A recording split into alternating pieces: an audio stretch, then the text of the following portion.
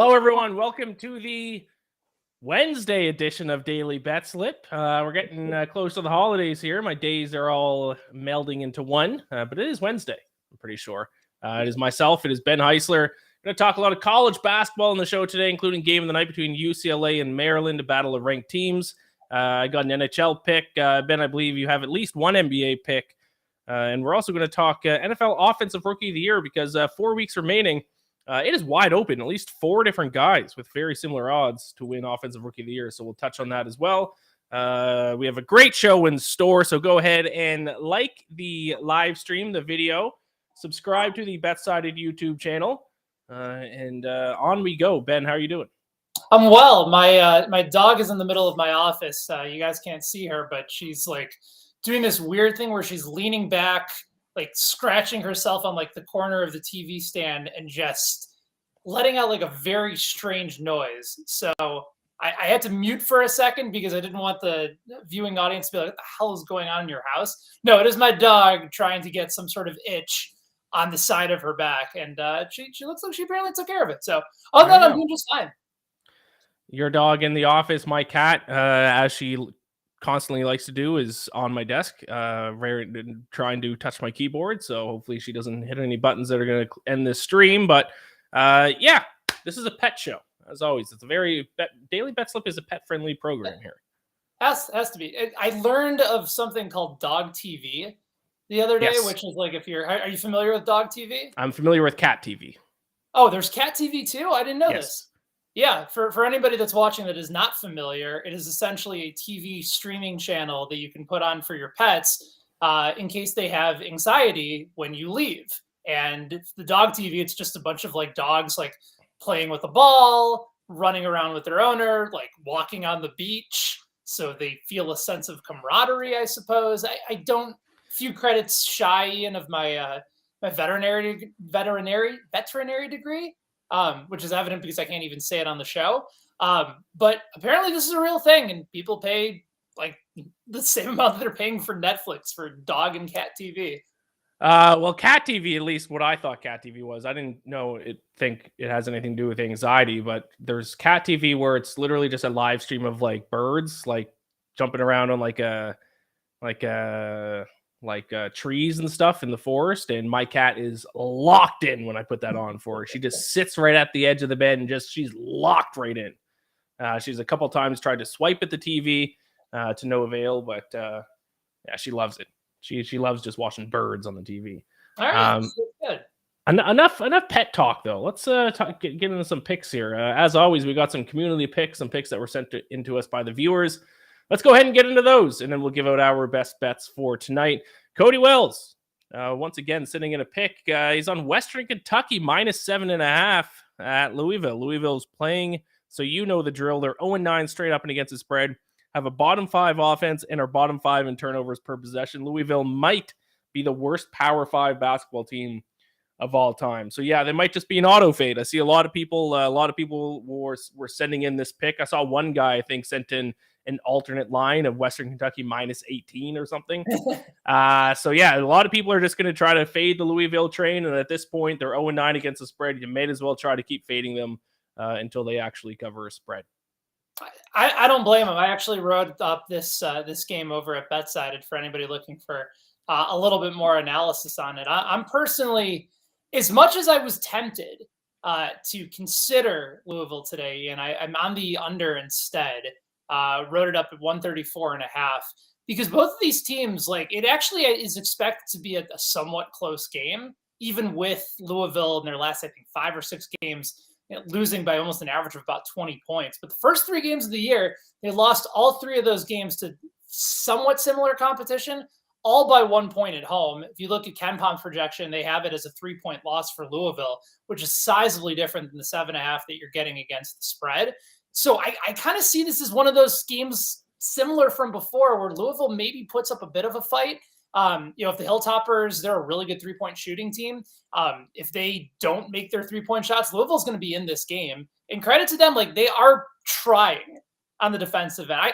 I remember at Indiana when I was there, my junior year was a fairly similar situation, Ian, like to when Tom Crean had to rebuild and they won 6 games and 1-17 in the Big Ten.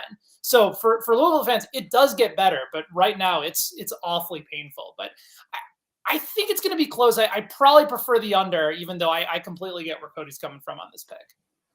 Yeah, and sometimes trends are just so it's almost like as if you've cashed on this trend so many times that you just want to keep riding it. And then when it doesn't hit, then it's just like, all right, that's fine. That's the first time over the last 8 times I bet on this trend and it didn't hit. So you're kind of willing to take that one loss when it doesn't go your way. But stay away from me. I don't know.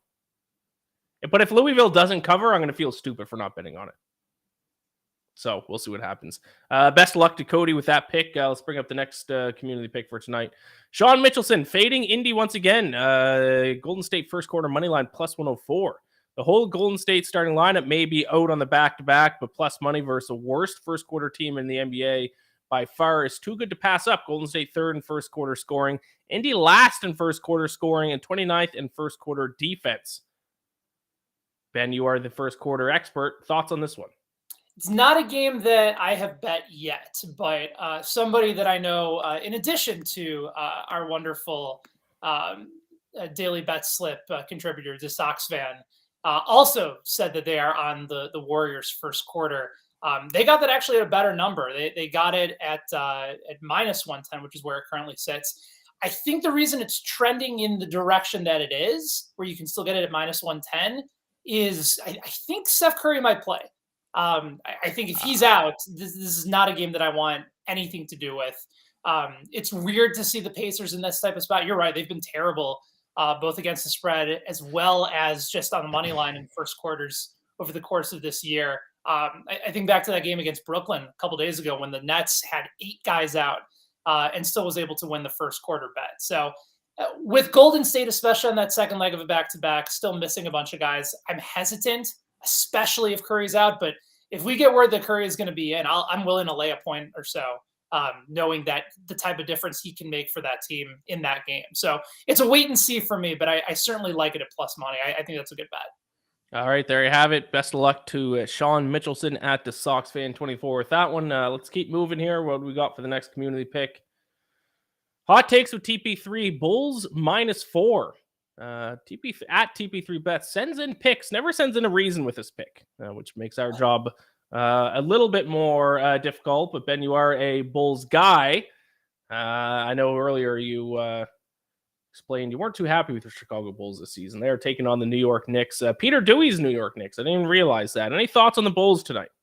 So odds been moving in their favor. Right now, the Knicks are probably going to be playing without Jalen Brunson, and that's a big difference maker for them. Line have gone from 3.5 to 4.5 right now in most books. So TP3 bets got the Bulls at a better number at -4. The question is, can the Bulls finish in crunch time? They've actually been over the last 2 weeks. Ian, we talk about first quarter bets, the best net rated team in the NBA at home in the first quarter. Problem is that the Knicks have also been really good in the first quarter as of late as well. So there's no real definitive advantage that you can get in the early going, but the Bulls have not been good in the fourth quarter. And that's interesting given how good DeMar DeRozan was for them a season ago in the fourth. He was one of the best fourth quarter and clutch players in the league. They've really struggled this year in the fourth. They haven't been able to keep leads. They've had some bad defense, and New York will play you aggressively on that end. So if Brunson's out, I get the Bulls' opportunity. They seem to always play better and play up to their competition. They've lost some bad games and some teams that they should be able to beat. So yeah, I think it's a reasonable line. I just expect the Knicks to keep it close. And if the Bulls make some free throws down the stretch, then they should be able to cover this number without Brunson. All right. TP3 bets, Bulls -4. Let's keep on moving here. I think the next one is a pick for the game of the night that we'll talk about a little bit later. Maryland and UCLA. Jimmy the Sharp at Jimmy the Sharp coming in Maryland money line. I believe right now they are 1.5 point favorites. So he's just going to try to play it safe and just take Maryland on the money line. We don't want to spoil our picks too much here because this is the game of the night. So we'll touch on this at the end of the show. That'll be the last segment. But there you go. Jimmy the Sharp is on Maryland. Let's just move right along. Like I said, we'll give our thoughts on that at the end of the show. But we got one more community pick for tonight, and I think it's an NHL pick finally. Yes, Chips at Chips Picks Daily. Wild -1.5 plus 100. This is the Minnesota Wild at home against the Detroit Red Wings. Chips' hate puck line, however, over the last 4 games, Detroit shows a Corsi percentage of 40.4% and expected goals percentage of 35.8%. Wild 8-3 in their last 11, and in that span, they're 6th in Corsi percentage and 4th in expected goals percentage. Larkin out tonight, likely. Oh boy, Nedeljkovic, who sports a 409 goals against average and 880 save percentage. Let me see if that has been confirmed here. I think you got it right with Nedeljkovic, right? Because it's yes. Be a silent J. Yes, Nedeljkovic. Nedeljkovic. Yeah, it certainly sounds right. I'm actually on the opposite side. This is not a pick I have on the show, but my best bets article on FanSided for the NHL tonight. I'm actually on Red Wings plus 1.5. I do have. I would say if we can actually bring that tweet up one more time, so I can read it here. I think a 4-game sample size. He cites Detroit being, not great over the last 4 games. I think that's a little bit too small of a sample size. I usually like to, if I go recent games, I usually stick to around 10 games. I think 4 is a bit too small of a sample size. And then he uses 11 for the Wild. So I think that might be cherry picking. I think you got to use the same sample size for both teams, but I think the Red Wings are good enough to keep it close. The Wild play a little bit more of a slower defensive style of hockey. And I think that's kind of makes it tough to win with margin, win by more than 1 goal when you kind of play a defensive style of hockey. Obviously, empty netters can obviously change those things in a hurry. But still, I'm actually on the opposite. I'm on Red Wings plus 1.5 in this spot. I think they can at least keep it close. I think a lot of their numbers over their last 10 games are closer to the Wild. I think they have the exact same expected goals for per 60 minutes over their last 10 games. So I'm on the Red Wings, but if Nedeljkovic does start, that is a good point by Chips. That makes me a little bit less confident. And it looks like he is expected. He is not confirmed, but he is expected to start tonight. But it is the Wild. They're going with their backup goaltender too, Philip Gustafsson. Let me take a quick peek to see what his stats are, because Marc-Andre Fleury has been better, so this has been very good. So this is an upgrade statistically from Marc-Andre Fleury. 920 save percentage for Philip Gustafsson. That makes me less confident in my bet, but it's already locked in, so I got to stick with it. Chips picks, you might be on a winner here. You're on Wild minus 1.5 even money.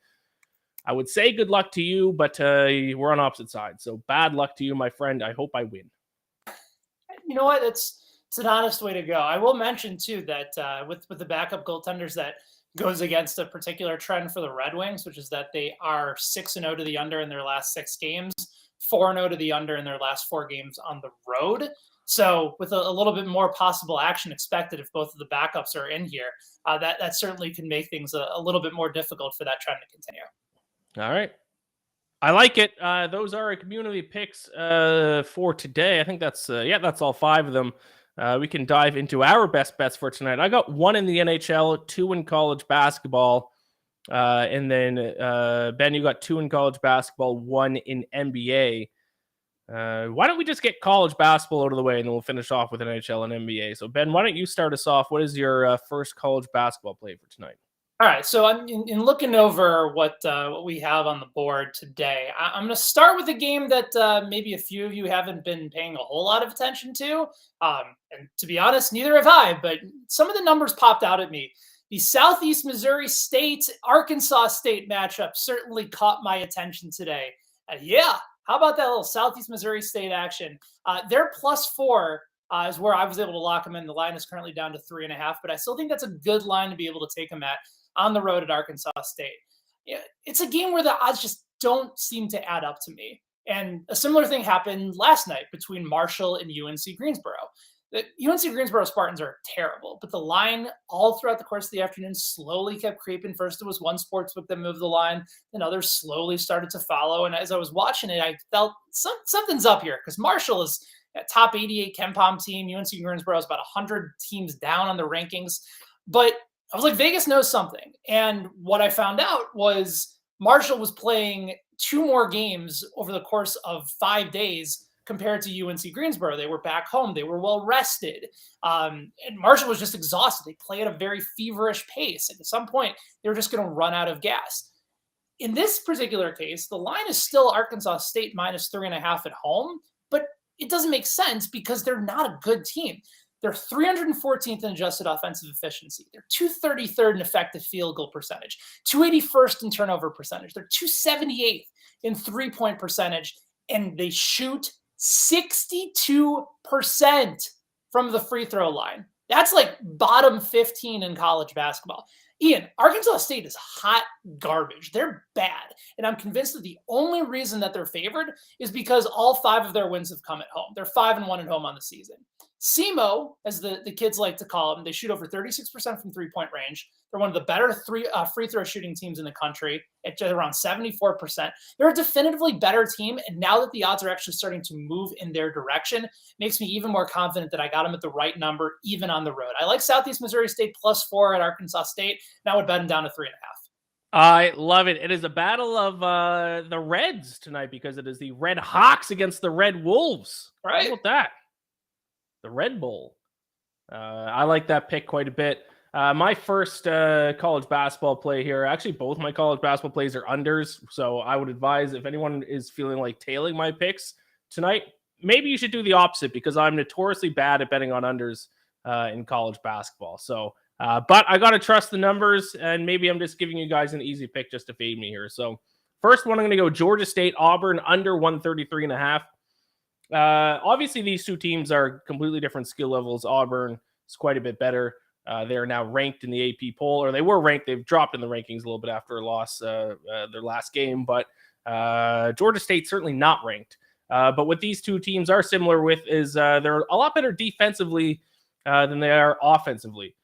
So effective field goal percentage, Auburn is 255th in the country. Georgia State's 342nd. But then defensively, Georgia State's in the top 100 and Auburn's almost in the top 10, coming in at 11th in defensive efficiency. Also, Georgia State, the majority of their shots come down low in 2-point shot range. Auburn is 28th in opponent 2-point field goal percentage. And neither of them play a very fast pace either. Both of them are outside the top 100 in possessions per game. So with all those factors put together, I think the defense is the key for both teams. I think we'll see a little bit of a slower pace game. I'll take under 133.5 between Georgia State and Auburn. Yeah, like that play quite a bit. Auburn also coming off of a loss this weekend to Memphis. Right. Pretty physical game. I would imagine, too, there are going to be a little bit of tired legs on both sides of that matchup. But Auburn, not a team that's likely to lose back-to-back games, especially at home. So I see this being another defensive battle for sure. All right, I love it. You got another college basketball play for tonight. What's your next one? I do, and interestingly enough, I was going through the old story log today over at BetSided and came across one of your picks on the day. And it turns out, Ian, you and I are on opposite ends of this one between the UCF Knights and the Ole Miss Rebels. I am actually on the side of the underdog on the road in UCF. And let me tell you why you and I are going to be on opposing sides here. Obviously, two really solid defensive teams. It's also the Knights' first real road game of the year. That's obviously enough to give some concern heading into a tough environment over at Ole Miss. But they outrank them in a lot of different statistical measures. In KenPom adjusted defensive efficiency, it's UCF 32 to 42. In opponent effective field goal percentage, UCF is 17th best in the country compared to 61st for Ole Miss. In three-point percentage allowed, there's a massive difference. UCF does not let teams shoot uncontested looks from three-point range. They're top 10 in the country in opponent three-point field goal percentage allowed versus 223 for the Ole Miss Running Rebels. Now, where they could get into trouble is in the turnover area. Ole Miss is going to force some turnovers, but the percentage really isn't as crazy as maybe the rankings would lead you to believe. It's 22.1% on the UCF side compared to 21.6%. So we're talking about a difference of 0.05% with regards to a couple turnovers. Maybe that's a few baskets here or there. And yeah, Ole Miss is a good rebounding team, and especially on the offensive glass, they'll get a couple second chance points as well. But they stink at the free throw line. And in a close game with two good defenses, and 6.5 points is a lot of points. I like UCF to be able to hang around here, even on the road, tough environment. That's just too many points for two teams that are going to play tough, physical defense. And I just don't see either team really running away with it because none of them are particularly impressive offensively. So I just don't think Ole Miss is going to be able to take quality shots here. I like UCF to be able to defend the 3-point line. And yeah, maybe they got a couple extra rebounds or two, but I just don't know if that's going to cover the 6.5, especially when Ole Miss can't make their free throws. Yeah, so I'm on Ole Miss. I won't dive too much into it there. Turnovers is certainly a big thing, but Ben, you did ask on Twitter if we're going to have a bet for something that the loser has to do, and we did talk off air. You did agree that you will get a face tattoo if UCF does not cover. So keep an eye out for that. I actually came up with an idea if you want to discuss it. Sure. I still like the face tattoo, but I guess I'll listen to alternatives. Are you fully prepared to get a face tattoo if you lose? Yes. Yeah, I think this is something that you want. I think you're looking for an excuse to get a face tattoo. Possibly. It's going to be just like a Canadian Mountie on a horse, just like right smack dab there for you. No, you know what I was thinking? I was thinking a Twitter takeover where one of us gets the password to the other's Twitter account for like 2-3 hours, and we can just go to town. We obviously can't post anything that will get either of us fired, but like embarrassing stuff, just whatever we want to tweet, like is within reason. I think that could be pretty fun. I think I'd rather the face tattoo. All right, you can chew on it. It doesn't have to be. JJ also our producer brings up a good point. We can always change the Twitter banner or profile picture. We can do that for a day. I like that idea. Okay. The Twitter takeover is too much to handle. I would do Twitter takeover on a bet that I'm more confident in, but I'm not confident enough in Ole Miss. Okay. We'll save that one. Maybe for a bigger game. Maybe if we're on like opposite sides of the Super Bowl or something. Yeah, I like that. Okay. Let's do a Twitter profile picture change. Okay. All right. And the winner gets to decide the banner or profile picture. Yes. And we get to release it at a certain point. It's got to last for 24 hours. Yes. I like that idea by JJ. Great alternative. Shake. Okay. All right. And someday we'll do Twitter takeover, but I want it to be a bigger game than this.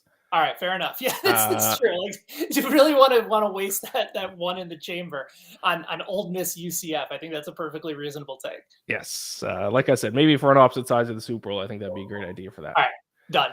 All right. Yeah, I like it. You can check out if you want my breakdown for why I like Ole Miss. That article is up on BetSided. So you just heard Ben's reason why he's on UCF. My reasoning is up on my betting preview on BetSided for why I like Ole Miss. But my last college basketball play for our best bets section here, I mentioned there's another under. This one's Jackson State, Mississippi State under 130.5. I got the juice of this one at -106. This is solely just based on a bet on how good Mississippi State's defense is, which has been arguably the best defensive team in the country so far. 5th in opponent effective field goal percentage, 3rd in defensive efficiency. And they lead the country in one of my favorite stats that I like to talk about, and that's floor percentage. If you haven't heard me explain floor percentage before, it is the percentage of a team's possessions that result in at least 1 point being scored. The Bulldogs lead the country in opponent floor percentage. Teams are only getting at least 1 point on 34.2% of possessions against Mississippi State. It's going to be hard for a total to go over if you're not even getting 1% or 1 point on 65% of your possessions. So basically on that reasoning alone, because Jackson State's not really good at anything, let's be honest, and Mississippi State's not really good offensively. So really this is a bet solely on kind of the style that Mississippi State has played this year. I'll take the under 130.5. I don't think Jackson State's going to be able to score enough points for this to go over. Both of your under picks are in the state of Mississippi tonight, which is cool to see. This game is also listed as a semi-away game, not a true road game for Mississippi State. They're playing the game in Jackson, Mississippi, just not in the home arena for Jackson State. So there you go. Something else to consider. They're going to be a neutral site for, I suppose, for both of them, and more often than not, non-home environments. For both those teams, the under tends to hit more often than not. Yes, great point. Great point. Those are our college basketball picks. We got another one at the end of the show when we talk UCLA Maryland. But let's switch sports for a little bit here, or at least switch leagues in your case. You got an NBA play for tonight. And I hope it's a first quarter play. Of course. I mean, you got to give the people what they want, and it is a first quarter play. Going with the Dallas Mavericks in the first quarter tonight. Really good odds, I believe, at -0.5. Basically at even odds, -102. I was able to find that over at FanDuel a little bit earlier. I think those odds are still relatively close to being available. They're at home against the Cleveland Cavaliers. Mavs, I believe, are 2.5 point favorites in that game against Cleveland. On paper, it kind of looks like it's relatively even. Dallas has the worst record, but they're much better at home compared to the Cavs. But the biggest discrepancy between these two teams is in the first quarter. At home for Dallas, they come in 7th in the NBA over the last couple of weeks in first quarter net rating at plus 22.3. And they're actually 5th overall on the season. So in the larger sample size of the entirety of the year so far, they've been top 5 in net rating in the first quarter at home. They've also been really good at taking care of the basketball in the early going. They have the second lowest turnover percentage of any team in the NBA. However, Cleveland has really struggled away from home. They have the 25th worst net rating in the NBA in the first quarter away from home. Talked about Dallas's number at plus 22.3. Cleveland is all the way down to minus 19.1. They also have the second worst assist percentage in the league in the early going. They don't pass the ball early and often. It's a lot of isolation ball, which doesn't make sense because that's early on. You should be able to have some fast break opportunities. You should be able to move the ball a little bit. You shouldn't be playing a lot of these late game situation type of isolation ball, but they don't do that. Dallas also a plus 12.4 efficiency differential team when Luka Doncic is on the court and he's playing the bulk of the first quarter minutes. So another opportunity where you're basically saying win by 1 and you can get an even return on your bet tonight. So give me Dallas minus 0.5 and minus 102 odds tonight. I think this is one of my favorite first quarter bets. Probably the only one that I'm going to make tonight, provided that, obviously Steph Curry, if he's able to play, maybe I'll hop on the Warriors, kind of like one of our watchers and viewers did a little bit earlier on. But to me, this is a no-brainer play, especially given how close the numbers are tonight. I love it. The king of first quarter bets, Ben Heisler, Mavericks first quarter minus 0.5. For tonight's NBA action. I love it. My NHL pick for tonight, like I said, I do have 3 in total. You can check my best bets article over on FanSided, but I like a team total tonight, which is not usually a bet that I place, but this one is kind of pretty obvious. It is Senators team total over 3.5 against the Canadiens because we quite simply have one of the better offensive teams against one of the worst defensive teams in the NHL. I don't see a ton of value on either side in terms of the money line. I don't really love the full game total because I could see the Senators winning like 4-1. So I'm just going to take team total over 3.5. Over their last 10 games, the Senators lead the NHL in expected goals per 60 minutes at 3.76. And it is the Canadiens who are coming in at 30th in expected goals against per 60 minutes at 3.59. So over each of their last 10 games, we have the team leading in expected goals against, or goals for, going up against the team that is at 30th in expected goals against. So pretty straightforward. A great offensive team taking on a terrible defensive team. Team total over 3.5 for the Ottawa Senators in the little Canadian matchup. We got 2 Canadian matchups tonight. The Flames are taking on the Canucks in the late game. Yeah, and also that's an over-under of 6.5, which I didn't realize this, Ian, until a little bit closer to the start of this year. I didn't realize how more and more of these contests, whenever you see like a 5 or a 5.5 on the total, it almost feels rare compared to in years past, where that was kind of the norm and the standard. Now it almost seems like every game is either 6 or 6.5, and between both of these two teams, not particularly good defensively either. I think Ottawa's had some issues in their own zone as well. So if they give up a couple goals, more often than not, they're going to be a little bit more aggressive. Going to be able to try and put the puck in the net as well. Yes. Totals are kind of high this year. I haven't really looked into the reason why. Maybe something has to do with it. The teams are pulling their goalies a lot sooner than they used to. Teams wouldn't, back in the day, wouldn't pull their goalie unless there was under a minute left in the game. Now it's 2.5 minutes left and they're pulling their goalie. So maybe that has something to do with it. Also pulling their goalie more often when they're down 2. Which was pretty rare back in the day. So, we had this. Certainly, it's pretty rare to see a 5.5 total now, which is kind of interesting. So there you have it. Those are our best bets for tonight. Like I keep mentioning, we will have a pick for UCLA and Maryland here in a little bit. But let's talk NFL Offensive Rookie of the Year because 4 weeks left. Still 4 guys who can kind of win this. Actually, before we get into that, let's bring up, thanks for the reminder, JJ. Let's bring up the recap of our picks in case you missed in case you're just joining us now. College basketball, I'm on under 133.5 between Georgia State and Auburn, under 130.5 between Jackson State and Mississippi State. Ben, you are on Southeast Missouri? Southeast Missouri State, Battle of the Reds. +4, that's right, the Battle of the Reds, and then UCF +6.5 against Ole Miss. For hockey tonight, I'm on team total over 3.5 for the Senators against the Canadians. And Ben, you were on first quarter -0.5 for the Mavericks against the Cavaliers. Yes, those were our best bets. Let's talk NFL Offensive Rookie of the Year now, because there are it's basically 4 guys now. It is Garrett Wilson is the favorite. Looking at the odds on FanDuel, +170, but then it's Kenneth Walker the third, +300, Christian Watson +330, and then Chris Olave +420, and then a pretty wide gap for the next group of players. So these are still, like, you could still find some value, even though, because it's strange, because usually 4 weeks left in the season, you generally have an idea who's going to win awards, but not the case for Offensive Rookie of the Year. So Ben, if you're looking at Offensive Rookie of the Year, who would you be betting on if you were to place a bet this week? It's a really interesting argument, because I think you can make a lot of compelling arguments for those 4 guys that you mentioned. But I'm going to go with Kenneth Walker at +300 for a few different reasons. I think they're purely based on dominance. When he's been healthy and when he's been on the field, he's been the most dominant offensive rookie in the NFL this year. He's averaging 4.7 yards per carry. He's 5th in the NFL in touchdowns with 9. And remember, he didn't start the year until about midway through, and he's already putting up really impressive numbers that if he didn't miss last week, I think he'd be on pace to get to that 1,000-yard mark that Dameon Pierce is slowly starting to approach over in Houston. Walker has 6+ 20-yard carries. Dameon Pierce has 1 more, but you also have to remember that he has 80 more rushing attempts than Walker this year. And since he was the official starter for Seattle, they've gone 5-2 with Kenneth Walker as their number 1 starter at the running back spot this year.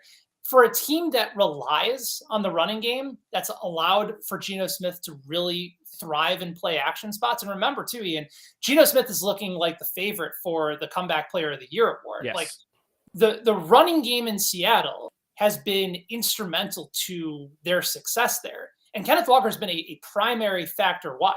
Now, he's healthy this week, which is key for them. They didn't have him last week in that loss to Carolina. And you saw what happened when they don't really have an effective running game. It puts Geno in a spot where he's more likely to turn the ball over. They're a little bit more predictable on offense. And it's a massive game where they're 3.5-point dogs at home with the division on the line against the San Francisco 49ers. You have an opportunity for Ken Walker to go up against a 49ers team on short rest to be able to showcase his talent to the rest of the league, to the rest of all the fans and the media watching in a primetime game on Thursday night.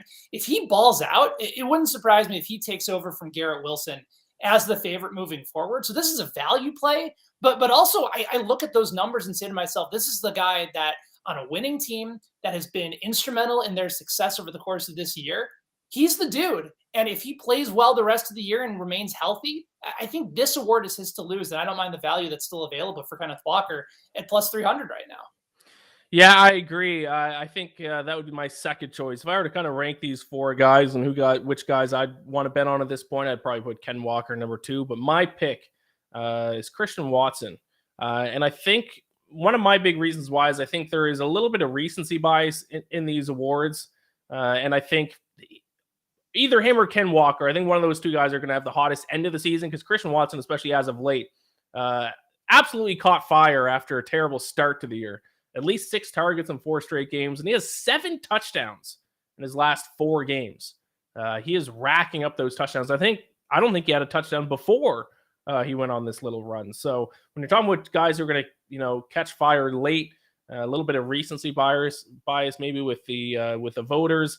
And also the Packers have a pretty favorable matchups down the road when you're talking about pass defenses. You got the Rams, the Dolphins, and then you end against the Vikings and the Lions, who might have the 2 worst secondaries in the NFL. So if he stays as hot as he's looked over his last 4 games, I think he's going to be the one they're going to vote for because you can kind of make people forget about the rough stretch to start the year if you end this hot. So I'd go with Christian Watson +330 of the Packers. I think Watson, the way that he's playing right now, I get your argument from a recency bias perspective. My only concern is that if you look over the last, 15 years or so, there's only been 2 wide receivers to ever win this award. Remember, Justin Jefferson didn't even win it in 2020. It was Justin Herbert for the Chargers. Jamar Chase won it last year. And if we're talking about like actually comparing some of those numbers, Jamar Chase had 64 receptions for 821 yards, also 7 touchdowns, average about 13 yards per reception over the course of that year. He was definitively one of the elite level players on the field. And remember, he only played in 9 games. Or excuse me, no, I'm sorry. I'm talking about this year. Go back to 2021 for Jamar Chase. He had almost 1,500 yards in that season with 13 touchdowns. I just don't know how you make the comparison for Chase and Christian Watson this year when Watson may only finish with 45 to 50 receptions on the year compared to the type of season that Jamar Chase, and before that it was Odell Beckham.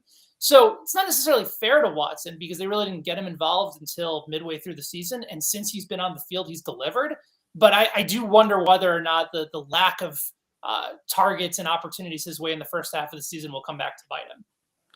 Yeah, that's a fair point. I feel like, I guess maybe that's why Garrett Wilson is kind of the favorite, because that's kind of the case. Because even Kenneth Walker didn't play a whole lot early in the season as well. Rashad Penny, was that their starting? The guy who gets hurt all the time. He's always on fire, but then he gets hurt. He started for the Seahawks at the start. And then who's a fourth rookie? Chris Olave. He missed a game, at least one game at one point.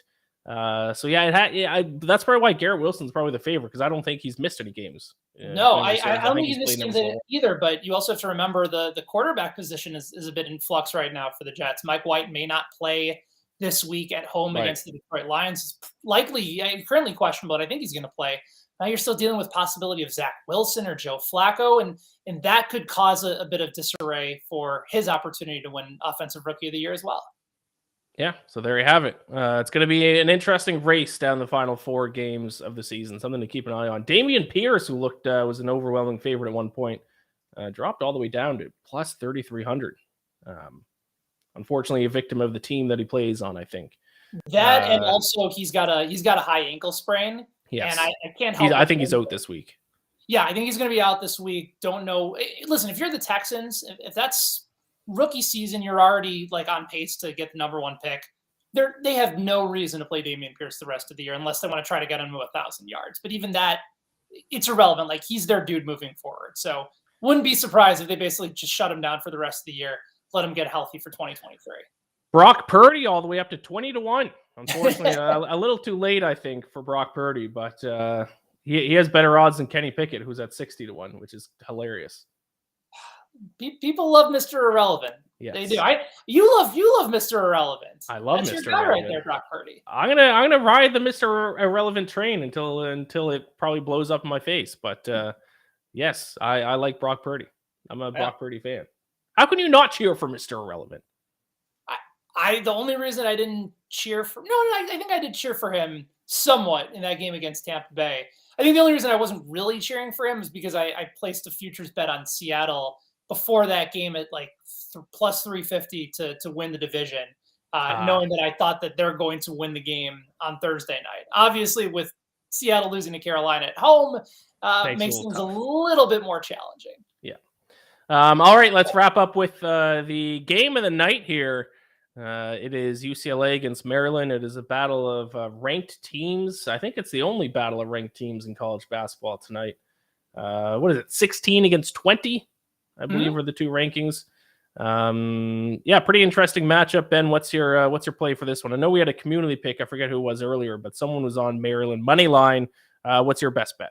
Yeah, and they got really good odds on that too. I think right now you can still find the minus 125 on BetMGM. And if you go to our article, which is available over at fansided.com/BetSided and also on Fansided as well, it'll show you where you can find the best moneyline odds, spread odds, so that we can kind of save the guesswork of you going to every website and every sports book trying to find it yourself. But I do like Maryland here, but I'm going to take them in the first half. At minus a half a point, minus 108, as opposed to chasing some of those money line prices a little bit further down. Terps are coming off of a 2-game losing streak, both of which came on the road and on a neutral site against two of the best defenses in the country. Played Wisconsin in a very difficult environment over in Madison, lost that game by 5. Also lost a 3-point game to Tennessee, which might have an even better defense than Wisconsin. Again, these are two of the best defenses in the country. And Maryland is going to come out with a lot of excitement. It's the first time UCLA has traveled to the East Coast all season long. And yeah, they're a talented team, but they're also a team that can play a little bit soft in the early going at times. Maryland's very physical, and they're top 20 when it comes to 2-point percentage. They get a lot of easy buckets. They're going to play with a lot of energy in the very beginning. I worry about UCLA making some tactician type strategy changes in the second half that might make things a little bit more difficult for Maryland. But I'll ride the Terps to start off strong here and basically cover by a point in the first half, knowing that UCLA is likely going to have to adjust in the second half. So go ahead and give me Maryland in the first half. Money line is fine, but I don't mind laying a half a point at minus 108 odds. All right, there you have it. Maryland in the first half. I don't hate that because it can still allow me to win my pick, which is I'm going to take UCLA full game money line here. Slight underdogs. I got them at plus 115. So basically, I think a lot of stats that you look at, they are pretty similar, but there is a certain stat now that I am starting to look at this college basketball season that I love, and it is called extra scoring chances per game. And what the stat is it is offensive rebounds plus opponent turnovers minus opponent offensive rebounds minus turnovers. Generally, the thought of it is teams generally are going to have the same amount of possessions per game, but getting those extra possessions and preventing your opponent from getting extra possessions is what's important. You get those extra possessions, obviously, by grabbing offensive rebounds by forcing your opponent to turn the ball over. UCLA, second in the country in extra scoring chances per game at plus 10.9 per game. Maryland, 139th in extra scoring chances per game, but only plus 1.1. So in a game where a lot of things are very similar, this kind of, I don't know, I don't think you call it an advanced metric, but this stat that I like quite a bit, I think could be the difference maker. I think UCLA is going to get more of those extra scoring chance opportunities, and I think that's going to be the difference maker in this game. So I'll take UCLA on the money line as slight underdogs. So for anybody that might just be joining us, what's the name of the stat, and where does somebody look up that stat? So my favorite website for just looking at basic stats and kind of these kind of a little bit more advanced stats, but not too crazy, is Team Rankings. Yeah, big fan. Big Team Rankings fan. Yes, love Team Rankings. And this stat specifically is called extra scoring chances per game. And it is offensive rebounds plus opponent turnovers minus opponent offensive rebounds and minus turnovers. Yeah.